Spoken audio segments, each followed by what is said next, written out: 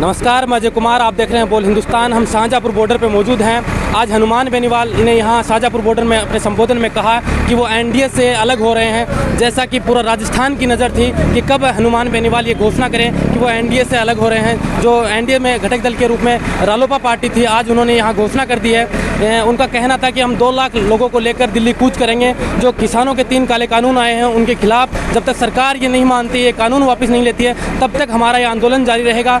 अभी उन्होंने यहाँ पे मंच साझा करते हुए कहा था, संबोधन में कहा था कि एनडीए से वो अलग हो रहे हैं। जब सरकार, केंद्र सरकार के कुछ मुद्दे थे, कुछ कानून थे, उनमें हमने उनका साथ दिया, लेकिन अब की बात जब किसानों के ऊपर आई है तो हम, जब सरकार 3 महीने से किसान आंदोलन कर रहे हैं, सरकार कोई सुध नहीं ले रही है, बार बार वार्ता कर रही है, लेकिन वार्ता कोई सही दिशा में नहीं जा रही है, तो आज उन्होंने शाहजहाँपुर बॉर्डर से ये घोषणा की है कि वो एनडीए से अलग हो रहे हैं। 3 समितियों से, वो संसद की 3 समितियों से वो पहले ही इस्तीफा दे चुके हैं। अब आखिरी दाव उनका है कि वो कह रहे हैं कि मैं सांसद के पद से भी इस्तीफा देने को तैयार हूं। लेकिन हालांकि जैसा कि राजस्थान में गठबंधन में चुनाव लड़ा गया था, तो मैं जहां प्रचार करके आया था वहां अगर सरकार, केंद्र सरकार के जो सांसद हैं वो अगर इस्तीफा देते हैं तो हनुमान बेनीवाल इस्तीफा देने को भी तैयार है। यहाँ पर जवान और किसान आमने सामने हो चुके हैं। अब उनके आगे की दिल्ली कूच की रणनीति बन रही है कि क्या रणनीति होगी। अब आज रात्रि विश्राम का उन्होंने यहीं पे सभी समर्थकों को कहा है कि रात्रि विश्राम शाहजहाँपुर बॉर्डर पे होगा। यहाँ से रणनीति तैयार होगी कि आगे हमें अगले दिन क्या करना है, क्या रणनीति होगी। जो किसान आंदोलन की अगुवाई कर रहे हैं जो संगठन, हम उनके साथ हैं, उनके कदमों पे चलने के लिए तैयार हैं। जैसा कि कुछ लोग कह रहे हैं कि हनुमान बेनीवाल राजनीति करने के लिए आया, तो उनको भी जवाब देते हुए हनुमान बेनीवाल ने कहा कि मैं यहाँ कोई राजनीति करने के लिए नहीं, बल्कि किसान के मुद्दे पर बात करने के लिए आया हूँ। जब तक सरकार इन 3 काले कानूनों को वापस नहीं लेती, तब तक हमारे लाखों समर्थक यहीं शाहजहाँपुर बॉर्डर पे मौजूद रहेंगे और जरूरत पड़ी तो दिल्ली कूच करेंगे। आज जो ऐतिहासिक कूच का कार्यक्रम राष्ट्रीय लोकतांत्रिक पार्टी ने रखा है, मैं धन्यवाद दूंगा राजस्थान के कोने कोने से यहाँ कूच में शामिल हुए धरती पुत्रों का, किसानों और किसान के बेटों का, क्या देश को बता दिया कि राजस्थान भी इन तीनों कृषि बिलों के खिलाफ है। राजस्थान का किसान और जवान भी इसे काला कानून करा दे रहा है। ये मैसेज आपने आज यहाँ पे दिया। भाइयों, 2 जोरदार जयकारे आप लगाए। किसान एकता, राष्ट्रीय लोकतांत्रिक पार्टी। भाइयों, किसान आंदोलन की शुरुआत पंजाब से हुई थी और लोकसभा के अंदर जब ये तीनों बिल लाए गए, उस समय हनुमान बेनीवाल लोकसभा के अंदर नहीं था। कोरोना की झूठी रिपोर्ट बता के मुझे लोकसभा से बाहर कर दिया गया था। अगर मैं लोकसभा के अंदर होता और ये बिल आते तो मैं इन बिलों को फाड़ के लोकसभा के अंदर फेंक देता। इतना कमजोर हनुमान बेनीवाल। जैसे ही मैं बाहर आया, पहली प्रेस कॉन्फ्रेंस करी थी मैंने, तीनों कृषि बिलों का अध्ययन किया और तीनों कृषि बिलों को काला कानून करार दे दिया। भाइयों, तीनों कृषि बिल जिसके अंदर मंडियां खत्म हो जाएगी, काला बाजारी बढ़ेगी और किसान की जमीन पे गिद्ध दृष्टि लगाए हुए उद्योगपति, पूंजीपति और माफिया कब्जा कर लेंगे। मैं प्रधानमंत्री जी से एनडीए घटक दल होने के नाते, पहले अमित शाह जी चेयरपर्सन है, उनको मैंने पत्र लिखा कि आप लोग समझे इस बात को, जिद छोड़े और किसानों की मांगे माने, जवानों की मांगे माने। भाइयों, पंचायत चुनाव होने की वजह से व्यक्तिगत उपस्थिति में नहीं दे सका और मैं ये भी कहना चाहूंगा कि देश के अंदर जो आंदोलन चल रहा है, इस आंदोलन को देश के विभिन्न किसान संगठन चला रहे हैं। मैं भी नहीं चाहता कि मैं राजनीतिक माइलेज और पॉलिटिकल माइलेज इस मामले में लूं, लेकिन मेरे भाइयों को तकलीफ के अंदर देख के, किसानों को तकलीफ के अंदर देख के 33 से ज्यादा किसानों ने शहादत दे दी, लेकिन दिल्ली की सरकार की नींद अभी तक नहीं उड़ी। इसलिए हनुमान बेनीवाल को कूच का रास्ता तैयार करना पड़ा। पिछली 12 तारीख को हजारों भाइयों के साथ मैं आया था शाहजहाँपुर बॉर्डर पे। मुझे और मेरे भाइयों को रोका, हरियाणा और दिल्ली पुलिस ने रोका। भाइयों, इच्छा तो हो रही है क्या सारे बैरियर तोड़ के जबरन दिल्ली के अंदर घुस जाएं, ये मेरा मन हो रहा है। लेकिन जो किसान संगठन अपने से आगे बैठे वो बार बार एक ही बात कह रहे हैं कि हनुमान जी की सेना हमारा नुकसान करने यहाँ पे आई, कई लोगों ने कहा है। तो मैं उन किसान संगठनों के भाइयों को यही कहना चाहता हूँ, आप अपना शांतिप्रिय आंदोलन जारी रखें। हनुमान बेनीवाल आपके साथ है। इस आंदोलन की शुरुआत जहाँ से हुई थी, पंजाब से, हरियाणा, उत्तर प्रदेश और दिल्ली से।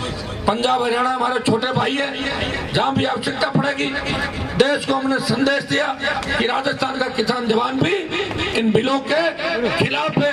प्रधानमंत्री जी, आप स्वामीनाथन आयोग की रिपोर्ट लागू करो अगर किसानों का भला चाहते हो।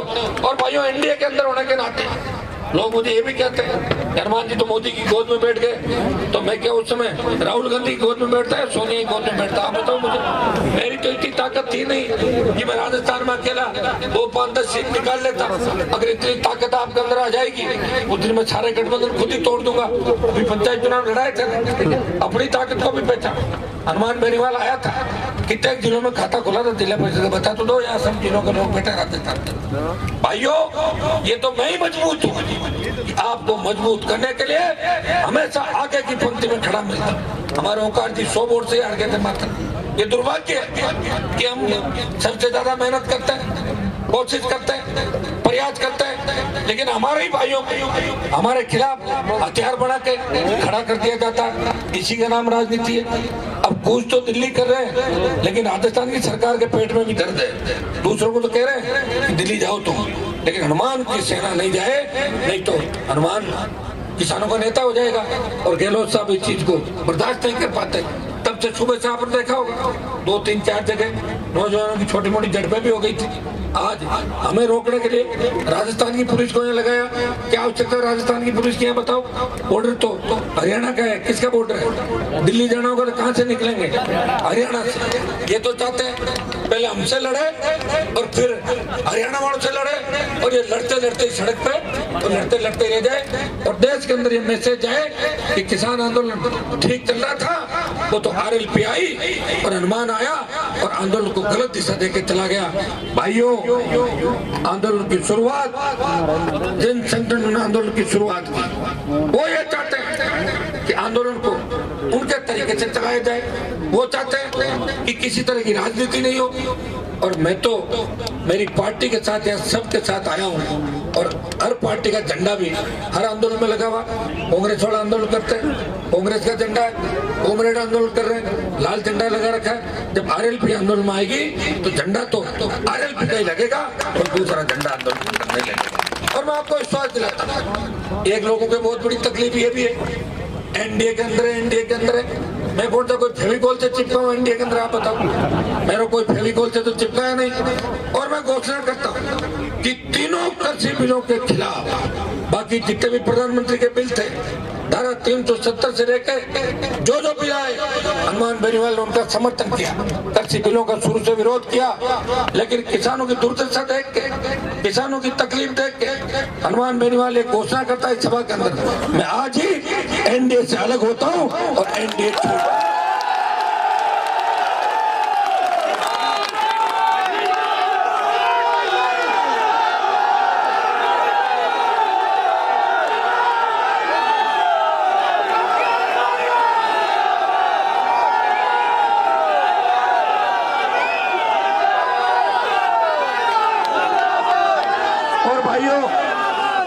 हनुमान बेनीवाल की रगों में कोई खून दौड़ रहा है तो देश के किसानों की रगों के अंदर दौड़ रहा है। पंजाब के जो सिख आंदोलन कर रहे हैं या जट सिख जो पहले हमारे ही भाई हुआ करते थे, सिद्ध, जट सिंह, बिश्नोई, कई ऐसी जातियां तो हमारे समाज से कन्वर्ट होके अलग अलग धर्मों के अंदर चली गई, अलग अलग पंथ बना रही है। लेकिन पंजाब के भी हमारे भाई है, हरियाणा छोटा भाई है, इसलिए राजस्थान का बड़ा भाई इन्हें इस आंदोलन में अकेला नहीं छोड़ेगा। मैं देश की सरकार को चेतावनी देता हूँ कि किसी भी किसान पे अगर लाठी गोली चली तो दिल्ली के अंदर जबरन घुस जाएंगे, तब देश की कानून व्यवस्था खत्म हो जाएगी। आग से मत खेलो प्रधानमंत्री जी, इनकी मदद करो। जब सरकार बैक फुट पे आ गई, आप अमेंडमेंट करने को तैयार हो तो बिलों को वापस लो। अमेंडमेंट भी लोकसभा में अंदर होगा, तब भी आपकी किरकिरी होगी। जो बात आपने कही उससे पीछे हट गए, फिर अमेंडमेंट क्यों कर रहे हो? इसका मतलब गलती मानी है आपने, गलती मानी है तो तीनों बिलों को वापस लो। तब मैसेज जाएगा देश के अंदर कि कांग्रेस ने जिस तरह किसानों का शोषण किया 55 साल तक, भारतीय जनता पार्टी के नरेंद्र मोदी प्रधानमंत्री बने, धारा 370 हटाई और किसानों का दिल जीता, स्वामीनाथन आयोग की रिपोर्ट लागू करी। भाइयों, अगर संपूर्ण स्वामीनाथन आयोग की रिपोर्ट लागू हो जाती है तो जो मूंग आज 7100 रुपए में बिक रहा है, वो मूंग 15,000 से ज्यादा रुपए में बिकेगा, किसान माला माल हो जाएगा। लेकिन किसानों के लिए दुर्भाग्य इस बात का है कि हमारी पार्टियों के जितने बड़े बड़े नेता हैं, कांग्रेस के भी फोटो देख रहा हूँ, बार बार कांग्रेस वाले एक ही बात कहते हैं, हनुमान जी एनडी क्यों नहीं छोड़ रहे? मैंने कहा मेरे छोड़ने से अगर दिल्ली की सरकार गिरती 67-68 में रहती तो मैं कभी का छोड़ देता। मुझे पता है मुझे छोड़ना ही आपका मन रखने के लिए, आपका मन रखने के लिए देश के दोनों बड़े नेताओं से लड़ा और आपका मन रखने के लिए वसुंधरा और गहलोत के गठबंधन को तोड़ने के लिए हुंकार भरी नई पार्टी बनाई और नए नेता राजस्थान के अंदर तैयार कर रहा हूँ और प्रत्येक समाज के नेता तैयार कर रहा हूं। इस इलाके में जहाँ मैं खड़ा हूँ, इस इलाके में मेरी जाति का बाहुल्य नहीं है भाइयों, मेरी जाति की संख्या कम है, लेकिन यादव, गुर्जर, दूसरी जो भी जातियां वो हमारी है, हमारे भाई है। कहीं न कहीं इतिहास के 1000 साल 1500 साल पीछे जाओगे तो जितने भी किसान कौमें, लड़ाकी कौमें, वो एक है, एक ही जगह से निकले, सारे भाई है। ये व्यवस्था ने हमें अलग अलग कर दिया।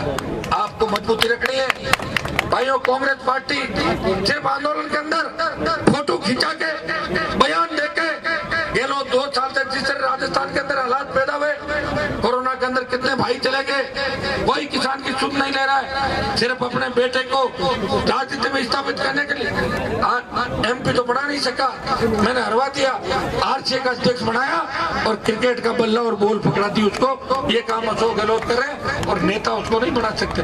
यही काम भारतीय जनता पार्टी करी राजस्थान के अंदर। बताओ मुझे, 2 साल में भाजपा ने कोई आंदोलन किया? सड़क पे बैठी हल्ला बोल, कहीं तो 20 आदमी जा रहे हैं, कहीं 15 आ रहे हैं, एक थानेदार लाठी चलाता है, भाग जाते हैं दौड़ते हुए, लाठीचार्ज हो गया, लाठीचार्ज हो गया। भाइयों, ये भारतीय जनता पार्टी और कांग्रेस का मिला जुला खेल जो राजस्थान के अंदर चल रहा है, इसे हमें खत्म करना है। राजस्थान वो मजबूत राज्य है, ये लोक देवताओं की वीर धरती है। वीर तेजाजी महाराज ने 1000 साल पहले गायों के लिए लड़ते हुए प्राण न्यौछावर किए और अपना वचन निभाया, कहा मुझे मेरा वचन निभाना। रघुकुल रीत सदा चली आई, प्राण जाए पर वचन न जाए। और हनुमान बेनीवाल भी इस किसान कौम के लिए अपना वचन निभा रहा है। 4 बार राजस्थान में मंत्री पदों को ठोकर मारी और आज दिल्ली में भी मार दी। एनडीए छोड़ के मेरे भाइयों के साथ सड़क पर खड़ा मिलूंगा, ये मैं आपको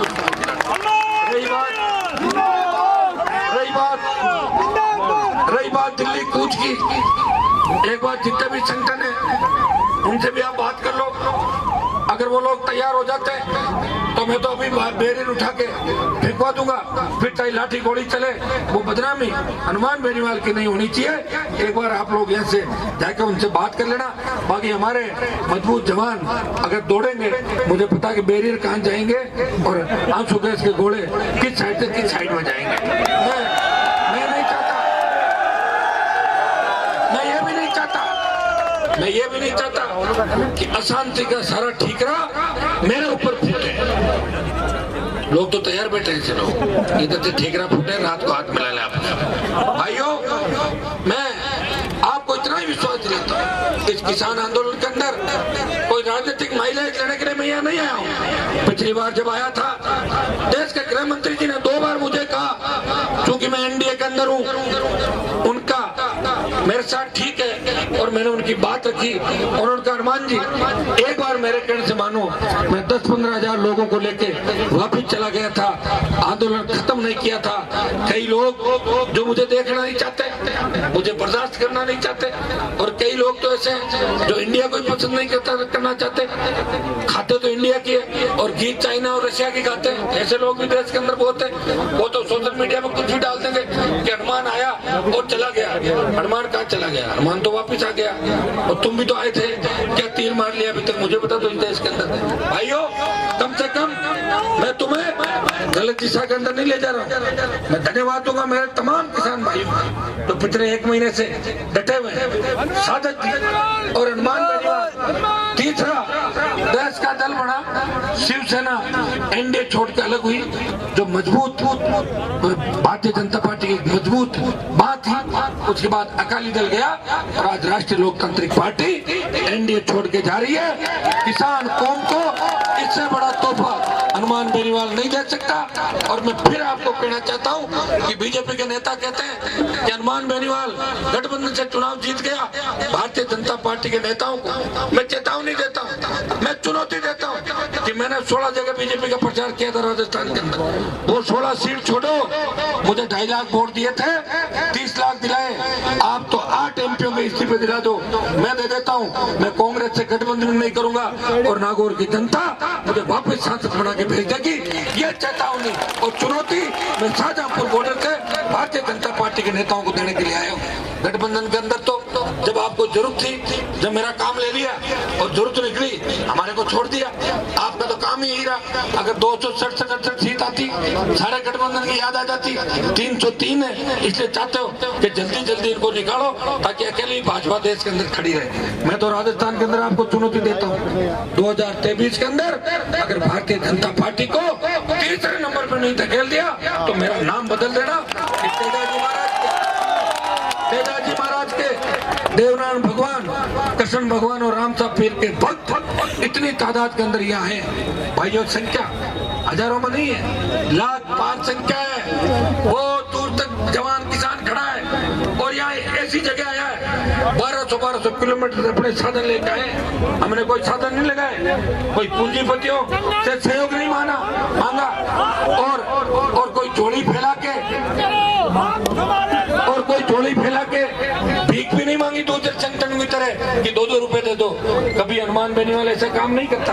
पार्टी भी बनाई, चुनाव भी लड़ाए, आप यहाँ पे आए, प्रयास किया। मुझे पता है कि मेरे बहुत से भाइयों ने मेहनत करके और आज कूच को सफल बनाया। कुछ देर एक बार हम लोग यहाँ बातचीत करेंगे, उसके बाद अगला कदम हमारा क्या होगा ये रणनीति हम लोग यहाँ पे बढ़ाएंगे। मैं आपको धन्यवाद दूंगा। और भाइयों, दुर्भाग्य इस बात का कि जब हुंकार हमने राजस्थान के अंदर भरी थी तब शायद पहली हुंकार थी कर्ज माफी। धन्ना सेठों का 3 लाख करोड़ का कर्जा दिल्ली की सरकारों ने माफ किया। राजस्थान का 82,000 करोड़ का कर्जा माफ होना चाहिए। मैंने कहा मुफ्त बिजली राजस्थान के किसानों को मिले। बिजली उत्पादन के अंदर विंड एनर्जी और सोलर एनर्जी के बाद राजस्थान जल्दी 1 नंबर पे आ जाएगा। मेरे किसान भाइयों को फ्री बिजली मिले। मेरे किसान जो दूसरे घरेलू उपभोक्ता है शहरी क्षेत्र के गाँव के, उनको आधी दर पे बिजली मिले। जब रोड टैक्स लेते हो, सेस लेते हो, तो फिर टोल किस बात का? टोल नाके हटे, जिस तरह आज अटैक नहीं हटे देश पूरे राज्य से। एक आह्वान से ही टोल के डंडे ऊपर हो गए राजस्थान। भाइयों, माइनिंग लीज किसानों को उनके खेतों में मिले, संविदा कर्मियों को नियमित करें, 4 लाख खाली पद भरे और किसान के बेटों को रोजगार के साधन दे। इन मांग को लेकर हुंकार भरी, पार्टी बनाई और पार्टी बढ़ाने वाला भी किसान का पहला बेटा हूँ। नेता तो बड़े बड़े हुए होंगे, मैं नहीं कहता कि मैं से बड़ा नेता नहीं, नेता बड़े हुए होंगे, लेकिन वो गहलोत और वसुंधरा की गोद में जाके बैठ गए। कोई सुकाड़िया का पान सुकाड़िया थूकता था तो उसके पान की पीक अपने हाथ में उठा लेते थे। ऐसे भी नेता थे राजस्थान में हमारे समाजों में। बातें तो बड़ी बड़ी करते थे और जयपुर में मुख्यमंत्री और दिल्ली में प्रधानमंत्रियों के कब प्लेट उठाते थे। ऐसे बहुत से नेता हुए राजस्थान के। भाइयों, आपका भाई जिसने पार्टी भी बनाई और 5-5 लाख की सभाओं के अंदर हर व्यक्ति, हर नौजवान, हर किसान के बेटे को नेता बनाने का प्रयास किया, उनके स्पीच भी करवाता था, संघर्ष भी किया, 57 सीटों में उम्मीदवार लड़ाए, 9 लाख के लगभग वोट लिए, समय कम मिला। उसके बाद उपचुनाव हुआ, भाजपा और हनुमान बेनीवाल के अंदर गठबंधन हुआ, भाजपा तो 40,000 से हारी और मुख्यमंत्री को मेरे विधानसभा क्षेत्र में पूरी सरकार को हार का मजा दिखाया जब बीजेपी ने पूरा वोट कांग्रेस को डाल दिया था। दोनों को एक साथ सल्टाया वहां। और अब की बार भी कह रहे हैं पंचायत चुनाव में आरएलपी का प्रदर्शन अच्छा नहीं रहा, तो किसका अच्छा रहा बताओ? 106 सीटों पर लड़े जिला परिषद और 4 लाख वोट के लिए 106 पे। अब बेटा नहीं, अब सब लोग वोट नहीं, कोई हार गए होंगे छोटे मोटे मार्जिन से। 12 जिले बाकी, उनमें नानी याद दिला दूंगा दोनों पार्टियों को 12 जिलों के। हिम्मत रखना, हौसला रखना, आने वाला समय आपका है। अभी अभी घोषणा हुई है हमारे कूच को देखते हुए कि सरकार किसानों से 29 दिसंबर को बात करेगी। ये अभी घोषणा करी, बात 29 दिसंबर को होके अगर किसानों की जीत हो जाती है, इससे बड़ी खुशी हमारे लिए कुछ भी नहीं होगी। हम तो यही चाहते हैं, हम ये नहीं चाहते दूसरे नेताओं की तरह कि प्रियंका गांधी आई, धारा 144 तोड़ी, पहले पुलिस अधिकारियों को फोन कर दिया कि मैं आ रही हूँ, मुझे गिरफ्तार करके मेरी फोटो छपवा दो, मुझे फोटो छपवा दी। पप्पू आया, तो किसानों की याद आ गई। पप्पू को ये पूछो कि आपकी मम्मी ने और आपके पापा ने क्या किया था किसानों के लिए, और आपकी दादी ने क्या किया था आप किसानों के लिए, किस तरह इमरजेंसी लगाई थी देश के अंदर। भाइयों, हमारे लिए तो कांग्रेस और भारतीय जनता पार्टी आज की तारीख में बराबर है। राजस्थान में तो हमेशा कहता हूँ, एक सांपनाथ है, दूसरा नागनाथ है। हमें दोनों को भगाना है, किसानों की सत्ता राजस्थान के अंदर लानी है। हम बड़े भाई के रूप में चलेंगे, दूसरी 36 कौम को छोटे भाइयों के रूप में लेके हम साथ चलेंगे और राजस्थान की सत्ता पे कब्जा करेंगे। और राजस्थान की सत्ता पर अगर कब्जा कर लिया तो फिर खाली बीच में हरियाणा ही पड़ता है, दिल्ली कोई ज्यादा दूर नहीं।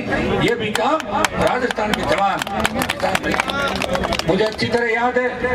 इस देश के अंदर 2 आरक्षण की बड़ी लड़ाई हुई थी। राजस्थान के वीर गुजरों ने वसुंधरा की जितनी सरकार को झुकाया, बेहतर वीरों ने सीने पे गोलियां खाके इस राजस्थान की निकम्मी सरकार को भगाया। सादत थी तब देश में बात चली थी कि गुजर आंदोलन सबसे बड़ा आंदोलन है, लेकिन हरियाणा के अंदर जाट आरक्षण आंदोलन चला। मैं धन्यवाद दूंगा और नमन भी करूंगा मेरी कौम के उन बच्चों को जिन्होंने सीने पे गोलियां खाके मिलिट्री को भगा दिया और कौम का नाम देश के अंदर ऊंचा किया। भाइयों, सैकड़ों हजारों परिवार आज जेलों के अंदर है। दुर्भाग्य इस बात का कि हरियाणा सरकार के अंदर बैठे नेता उनको भूल गए, वो जेलों के अंदर तकलीफ के अंदर है। मैं भरोसा दिलाता हूँ इसका किसान आंदोलन में जीत के बाद हरियाणा में मेरे भाइयों को जेलों से निकलवाने के लिए भी अगर मुझे हरियाणा में कोई पद यात्रा निकालनी पड़े, कोई आंदोलन करना पड़े और दिल्ली में भी गुल बजाना पड़े, तो हनुमान बेनीवाल हरियाणा के मेरे भाइयों को भी न्याय दिलाएगा।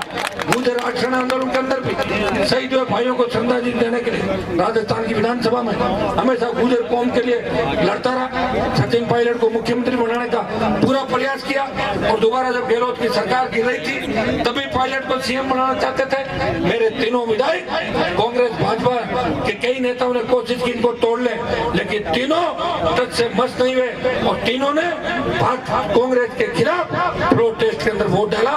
हम वो है जो कहते हैं और करते हैं। दिल्ली वालों ने हमें कुछ दिया नहीं है, ये नहीं कोई मोदी जी और अमित शाह जी में उधार लेके आ गया वो उनकी चुकानी है। मैं तो गया था, अच्छी बात थी, हाँ भर ली और मुझे बुरी लगी तो ना देती।